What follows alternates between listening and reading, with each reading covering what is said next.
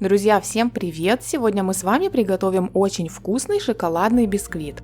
Он готовится из простых продуктов, получается высоким, ровным, красивым, нежным, очень вкусным и сочным. Пропитывать его не обязательно, бисквит вполне самодостаточный. Он является отличной базой для множества самых разнообразных шоколадных тортов, хорошо сочетается с различными кремами и начинками. И разные комбинации с этим бисквитом и ссылки на рецепты я укажу в описании под видео. Итак, давайте приступим к приготовлению. Для начала соединим сухие ингредиенты. К просеянной муке просеем какао, чтобы избавиться от комочков. Добавим разрыхлитель и все хорошо перемешаем, чтобы ингредиенты между собой объединились, пока отставим в сторону. В отдельной чаше начинаем взбивать яйца комнатной температуры. Взбиваем их до объединения белка с желтком и до начала образования пышной пены. Затем, не прекращая взбивания, начинаем постепенно подсыпать сахар. И после того, как весь сахар будет добавлен, продолжаем тщательно взбивать массу. Она должна будет значительно увеличиться в объеме, стать пышной, светлой.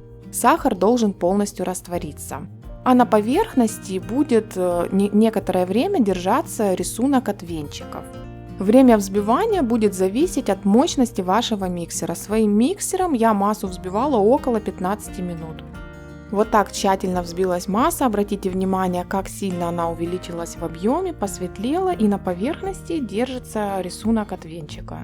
Теперь к взбитой яичной массе аккуратно добавляем растительное масло и молоко комнатной температуры. И при помощи лопатки, осторожно, доставая лопаткой до дна, так как жидкие ингредиенты стремятся опуститься на дно, перемешиваем массу, но недолго. Теперь в два этапа добавляем сухие ингредиенты и осторожно, но как можно быстрее вмешиваем их. Здесь работаем лопаткой. От каждого лишнего движения взбитая яичная масса будет терять свой объем, что в дальнейшем повлияет на конечный результат, скажется на подъеме бисквита и на его высоте. Если после добавления сухих ингредиентов остаются непромешанные комочки, то можно сделать буквально несколько движений венчиком, чтобы комочки разошлись. И тесто должно получиться вот таким однородным и воздушным. Бисквитное тесто сразу же выпекаем, духовка должна быть обязательно заранее разогретой. Температура выпечки 180 градусов, я выпекаю бисквит в кольце диаметром 18 сантиметров. В моей духовке бисквит выпекался около 45 минут. На готовность проверяем деревянной шпажкой. Вставленная в центр бисквита, она должна выходить сухой и чистой. И шоколадный бисквит очень важно не пересушивать. Когда бисквит немного остынет, аккуратно достаем его из формы, и вот таким ровным и красивым он получается. Еще теплым бисквит заворачиваем в пищевую пленку и убираем на несколько часов в холодильник. После охлаждения с бисквитом очень удобно работать, его с легкостью можно разделить на 3 или на 4 коржа. Я сначала всегда снимаю тоненьким слоем верхнюю шапочку, затем переворачиваю бисквит вниз головой и уже в таком виде ставлю разметки и режу бисквит на нужное количество коржей.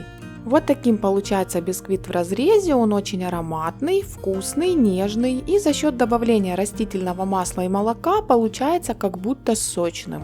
В общем, рекомендую. И обязательно буду делиться рецептами тортов с этим бисквитом, а вы делитесь своими идеями. Друзья, у меня на этом все, и я, как всегда, вас всех благодарю за внимание. До новых встреч!